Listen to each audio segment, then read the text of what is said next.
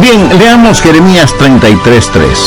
Clama a mí y yo te responderé, y te enseñaré cosas grandes y ocultas que tú no sabes. Usted no tiene ningún fracaso en su vida que, cuando se lo analiza apropiadamente, no sea un fracaso en la oración. No hay un pecado en mi vida o en su vida que la oración apropiada no hubiera podido evitarlo. No hay ninguna necesidad en mi vida o en su vida que la oración adecuada no pueda solucionar. Si algo es la oración, entonces es casi todo. Y sin embargo, muchos de nosotros tenemos dificultades al orar.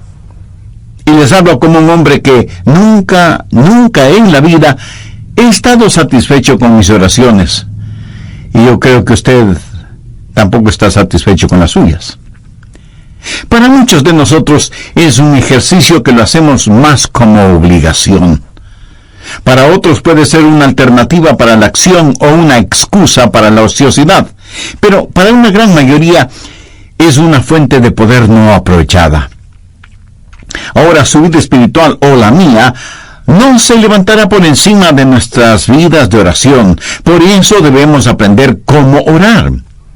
En este pasaje de las Escrituras, Jeremías está en problemas.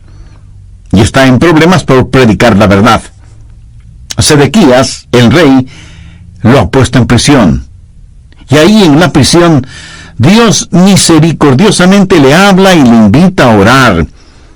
Y este es el trasfondo de Jeremías 33:3, donde Dios dice: clama a mí, y yo te responderé.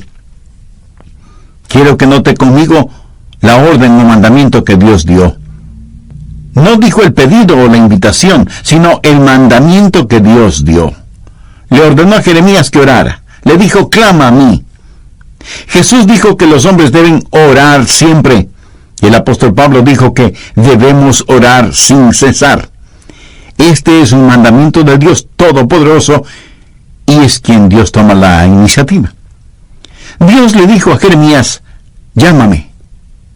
¿Alguna vez ha tenido la tarjeta personal de alguien importante con su número telefónico privado, y quien se la dio le dijo: llámame? Una vez un presidente de los Estados Unidos hizo eso conmigo. Bueno, me dijo: si puede hacer esto, déjeme saberlo. Esta es mi tarjeta. Llámeme. Y anotó su número telefónico en esa tarjeta. Ese momento no quise que nadie tocara esa tarjeta. Ahora ya no sé ni dónde está. Pero el punto es que si alguien importante le da su tarjeta con el número telefónico personal, eso es un gran privilegio. Y aquí está el Dios Todopoderoso, llegando hasta donde está Jeremías y diciéndole: llámame. Retrocedamos al capítulo 32, verso 17, para ver la clase de persona que hizo esa invitación.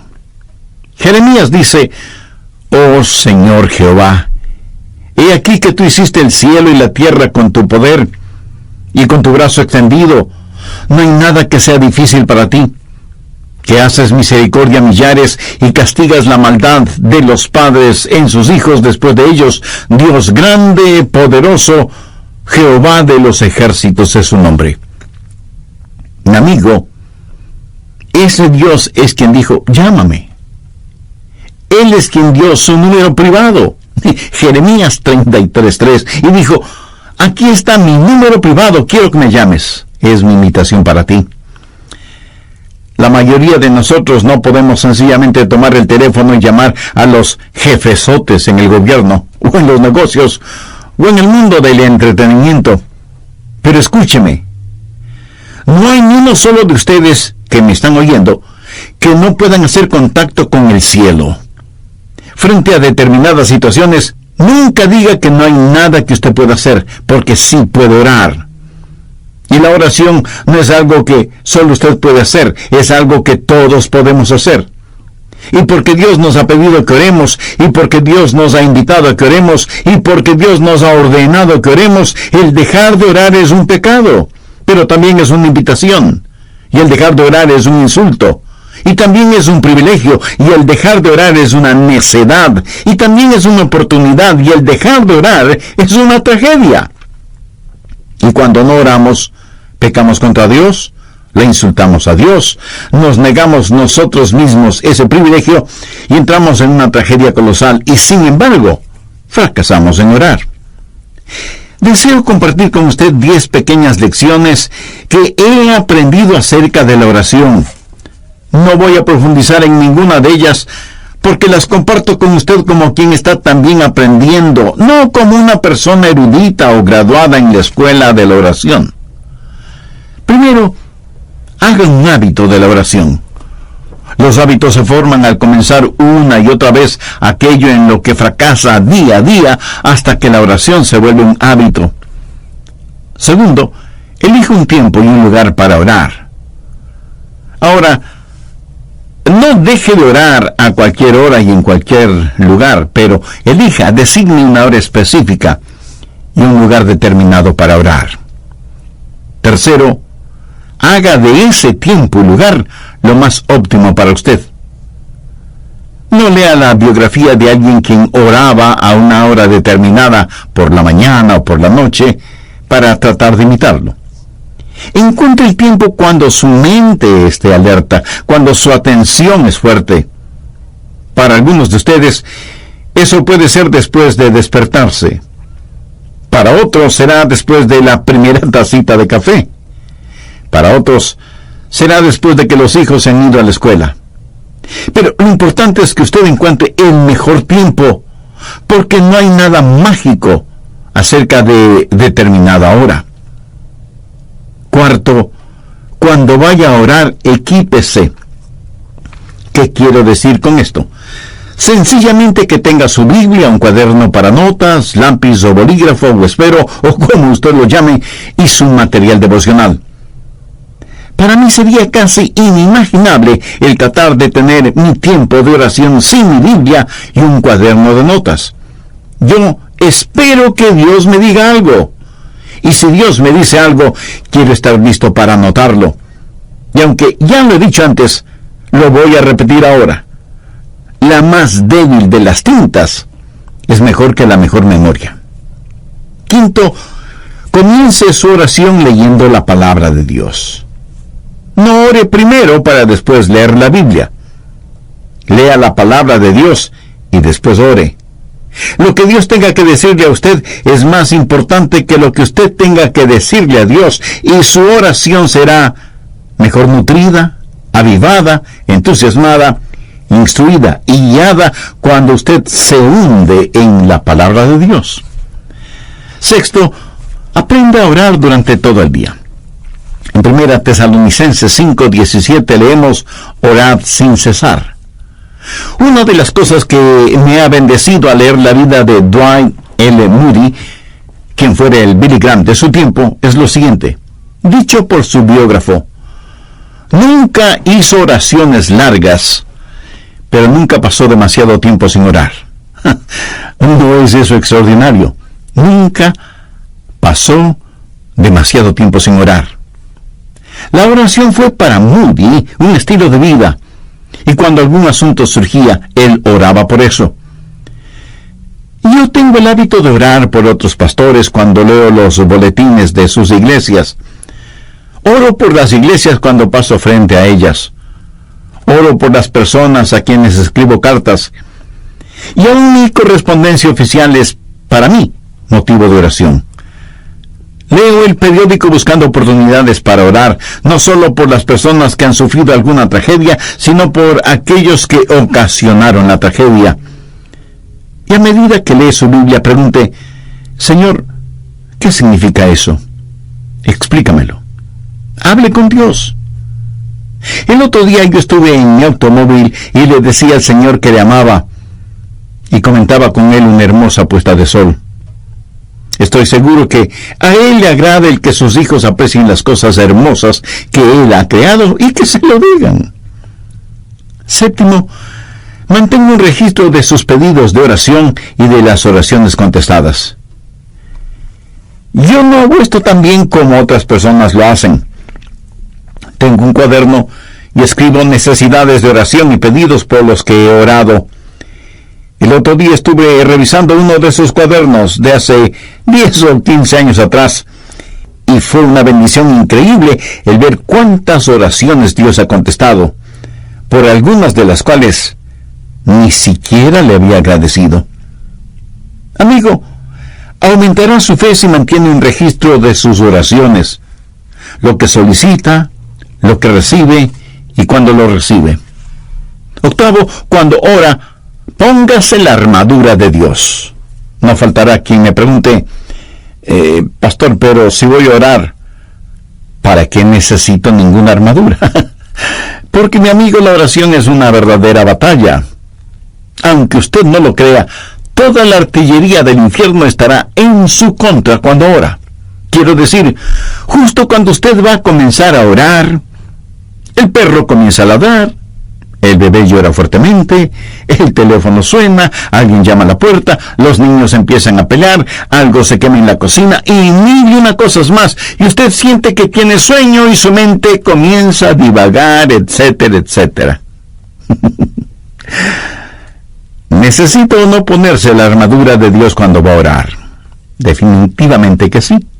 No, bueno, si usted está solo o sola, ore en voz alta. Hay algo muy especial en orar en voz alta, vocalizando su oración. Por lo menos le ayuda a su mente a no divagar. Si está en un sitio en donde no moleste la privacidad de nadie, ore en voz alta. Ahora, no creo que es una buena idea el orar en voz alta cuando está en medio de una multitud. Alguien pudiera pensar que usted ha perdido un tornillo en la cabeza y pudiera terminar en el manicomio. Ahora, si su mente es como la mía, querrá hacer cualquier otra cosa cuando usted comienza a orar. ¿No ha notado cuán difícil es permanecer enfocado cuando empieza a orar?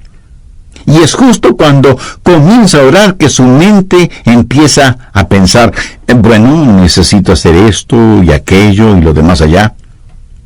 Bueno, tengo un secreto que lo leí en alguna parte, lo puse en práctica y da maravillosos resultados, ya se lo diré. 10, si la cosa que distrae su atención de la oración es tan importante y está en su mente, ore por eso. ¿Sabe de lo que estoy hablando? Si, por ejemplo, estoy orando por los enfermos y el Señor me dice, Adrián, tienes que preparar un mensaje, dejo de orar por los enfermos y ese mismo instante oro por el mensaje. Hecho eso, puedo concentrarme en aquello que está en mi mente y que es el punto central de mi oración. Evidentemente, eso es lo que está en mi subconsciente y por lo cual quiero orar. En Mateo 21:22, el Señor Jesucristo dijo, y todo lo que pidiereis en oración, creyendo, lo recibiréis.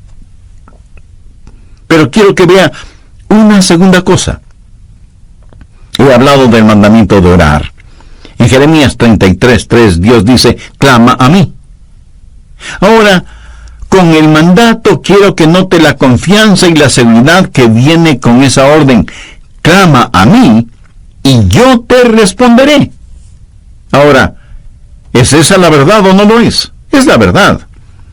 El Dios Todopoderoso ha dicho, y yo te responderé. Eso da confianza, seguridad.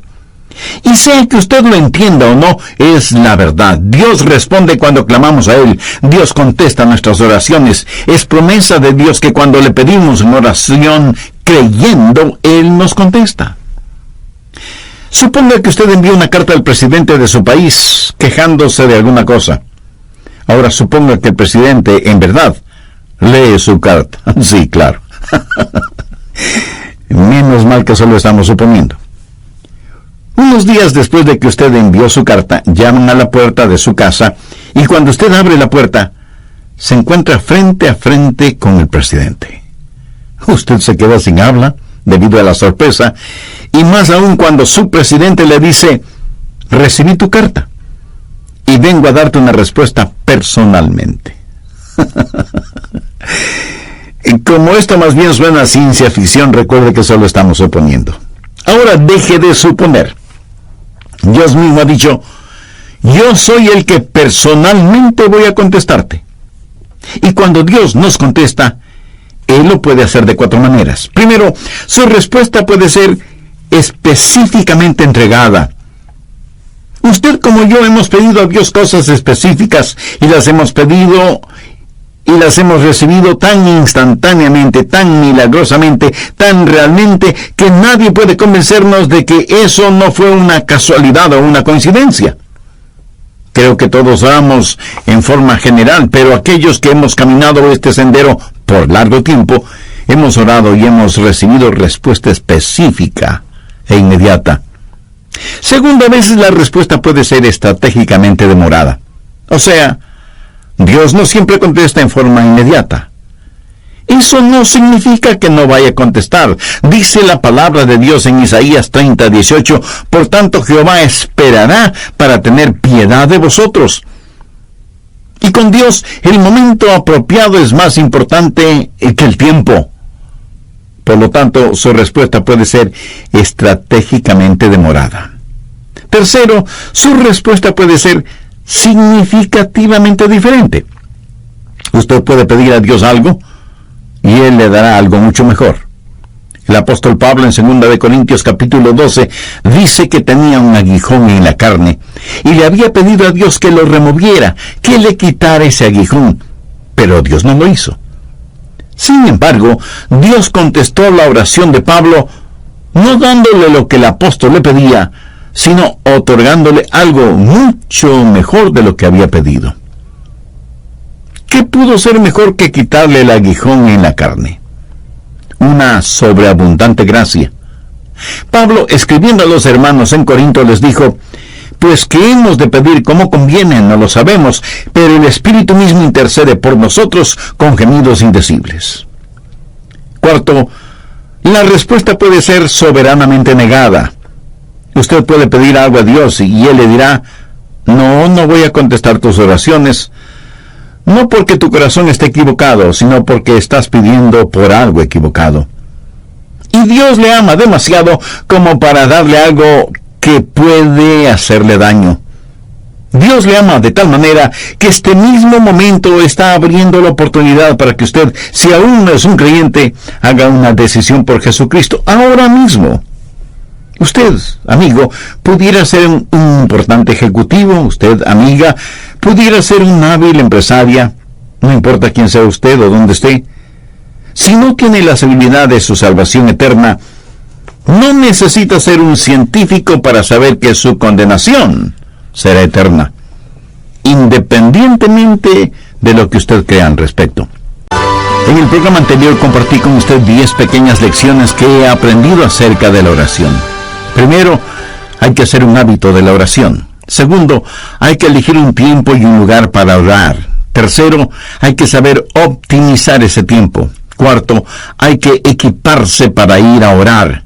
Quinto, hay que leer la palabra de Dios antes de orar. Sexto, hay que saber orar durante todo el día. Séptimo, es bueno mantener un registro de oraciones pedidas y contestadas. Octavo, para orar hay que ponerse la armadura de Dios. Noveno, si usted está solo o sola, ore en voz alta. Y décimo, si lo que le distrae de la oración es importante, ore por eso. También vimos que cuando Dios contesta, lo puede hacer de 4 maneras. Primero, su respuesta puede ser específica e inmediata. Muchos de ustedes, así como yo mismo, a veces hemos recibido respuestas inmediatas a nuestras oraciones. Segundo, su respuesta puede ser estratégicamente demorada. Dios no siempre contesta en forma inmediata. Su respuesta puede demorar, pero siempre será en nuestro beneficio. Para Dios, el momento apropiado es más importante que el tiempo. Tercero, su respuesta puede ser significativamente diferente.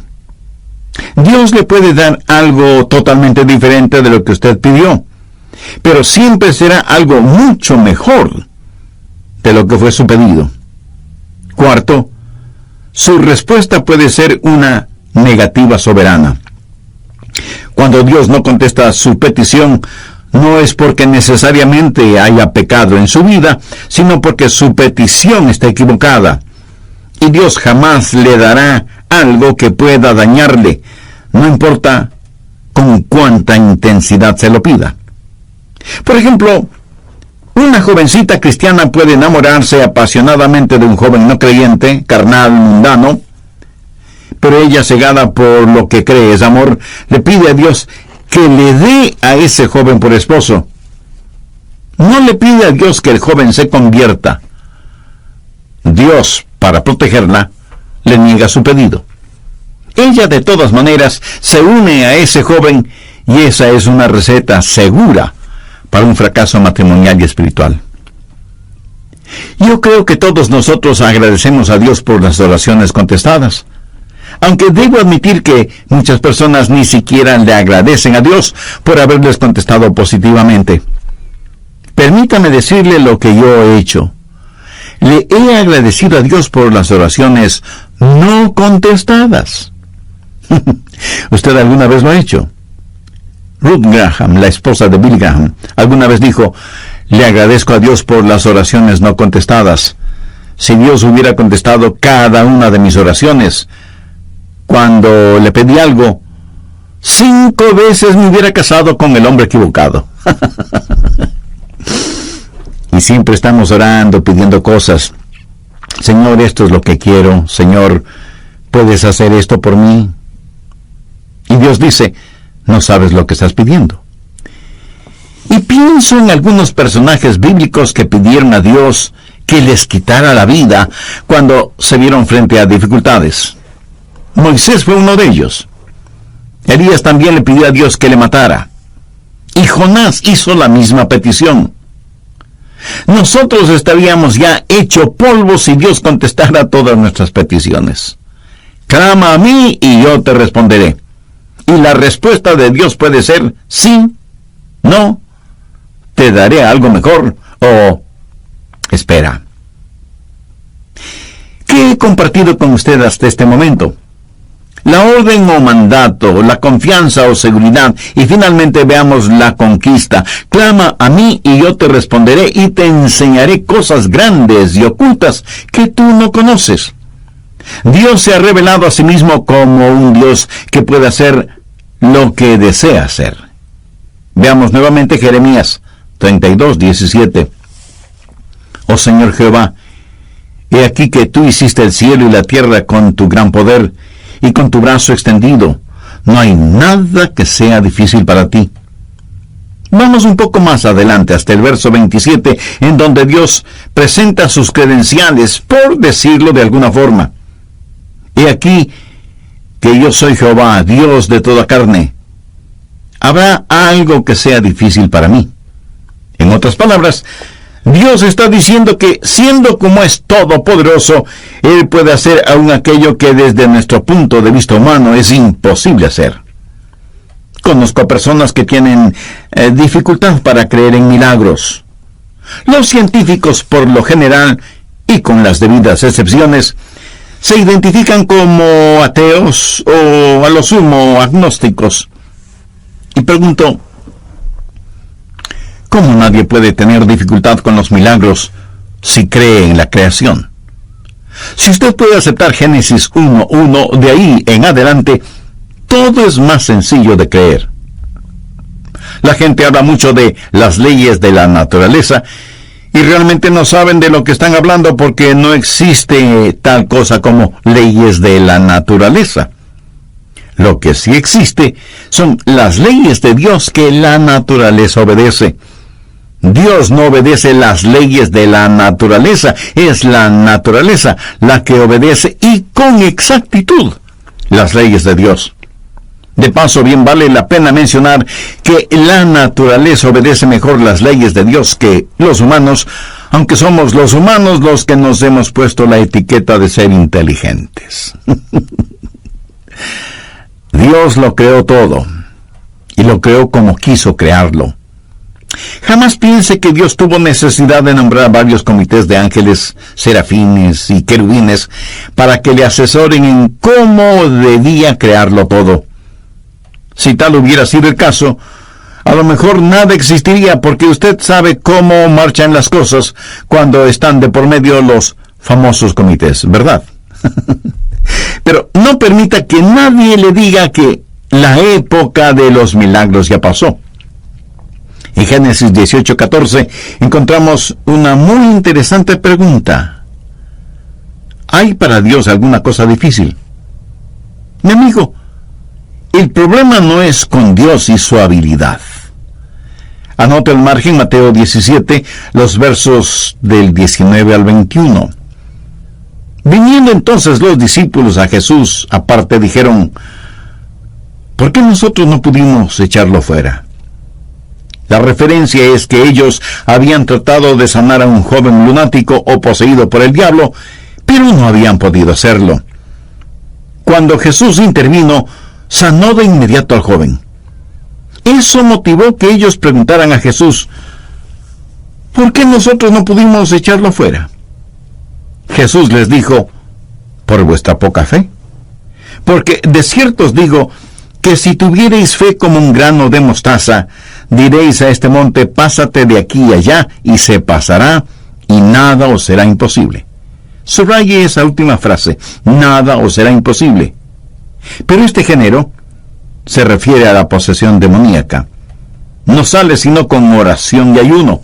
En otras palabras, Jesús les dijo: la razón por la que mi Padre no les contestó no es porque no tenga la habilidad para hacerlo, sino debido a la incredulidad de ustedes.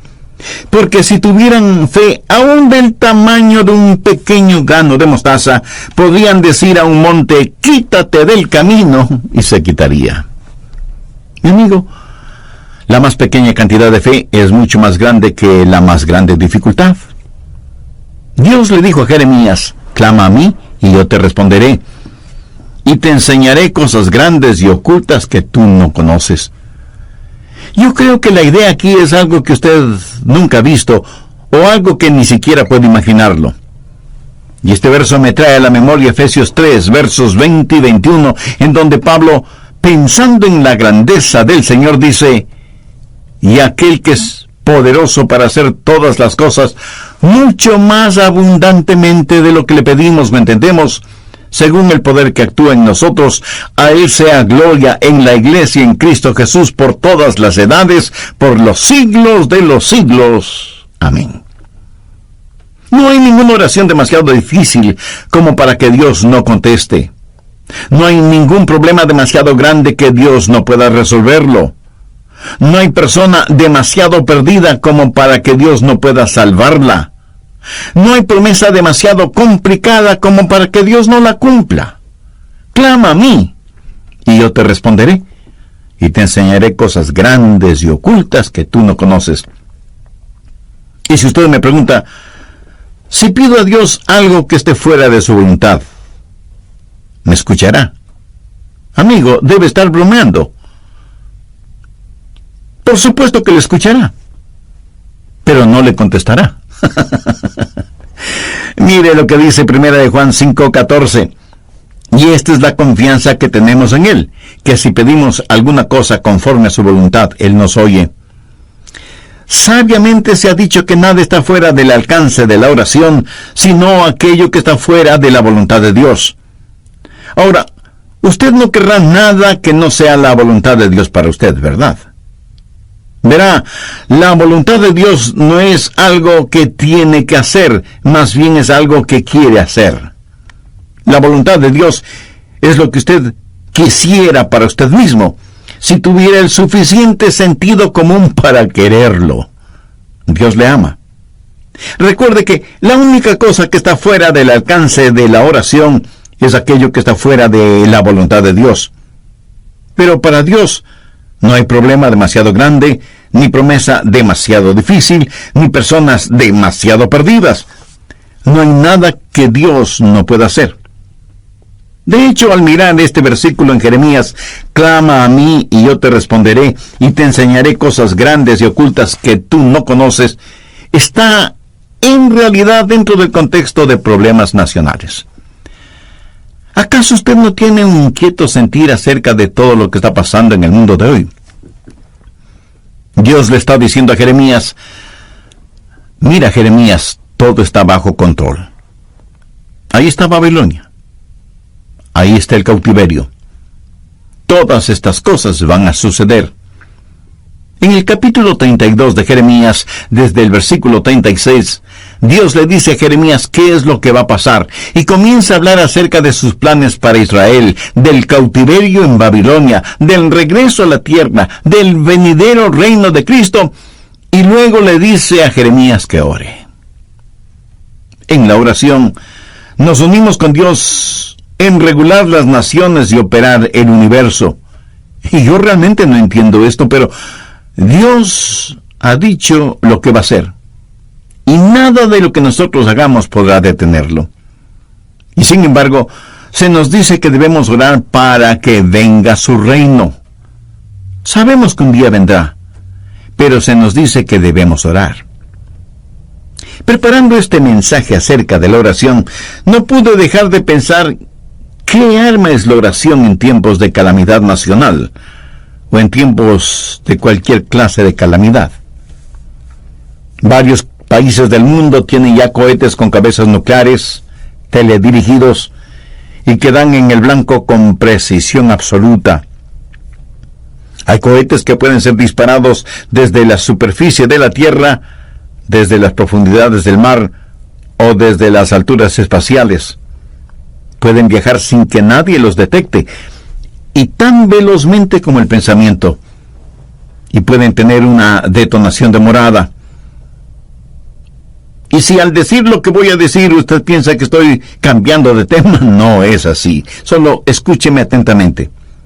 ¿Sabía que en Juan 17 Jesús oró por usted y por mí? Veamos el verso 20. Mas no ruego solamente por estos, sino también por los que han de creer en mí, por la palabra de ellos. Ahí usted puede poner su nombre, o yo puedo poner el mío. Usted puede comenzar a orar ahora si es que tiene niños pequeños en su hogar, por las personas con quienes se casarán. Haga una oración de detonación retardada, sabiendo que dará en el blanco. ¿Sabe qué es lo mejor de todo esto?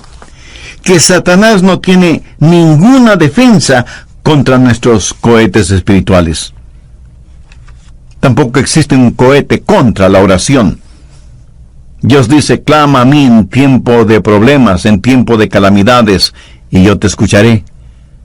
Amigo, yo no estoy haciendo esa promesa. Es la promesa de Dios en Jeremías 33:3. Clama a mí y yo te responderé y te enseñaré cosas grandes y ocultas que tú no conoces. Cosas que son mucho más abundantemente de lo que pedimos, ¿me entendemos? Mi anhelo es que en su corazón usted pueda decir, Señor, enséñame a orar. No, enséñame cómo orar, sino sencillamente, enséñame a orar. Necesitamos orar. Le agradecería que usted ore por mí, para que mi oración pueda ser más estratégica.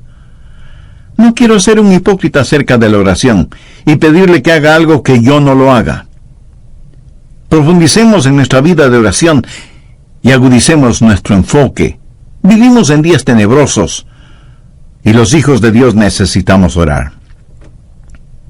La forma de orar es tener la capacidad de decir, Padre, nuestro Padre. Pero Dios no puede ser su Padre, a menos que usted haya nacido en la familia de Dios. Y para eso, la Biblia dice que hay que nacer de nuevo.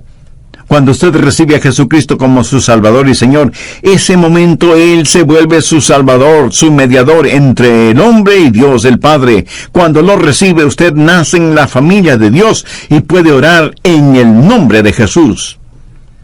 El mismo Señor Jesucristo dijo, si algo pidiereis en mi nombre, lo haré. Pero usted no puede pedir nada en nombre de Jesús hasta que le haya recibido como Señor y Salvador. Si usted todavía no es salvo, puede serlo este mismo momento. Puede tener esa seguridad ahora mismo. Y si entre quienes me están escuchando hay alguien que no conoce a Cristo en forma personal, donde quiera que usted esté, quien quiera que usted sea, Cristo está esperando su invitación para entrar en su corazón y darle vida eterna. La Biblia dice, cree en el Señor Jesucristo y serás salvo. Crea que Él es el Hijo de Dios que pagó por sus pecados, derramando su preciosa sangre en la cruz del Calvario. Crea que Dios, el Padre, le levantó con poder de entre los muertos.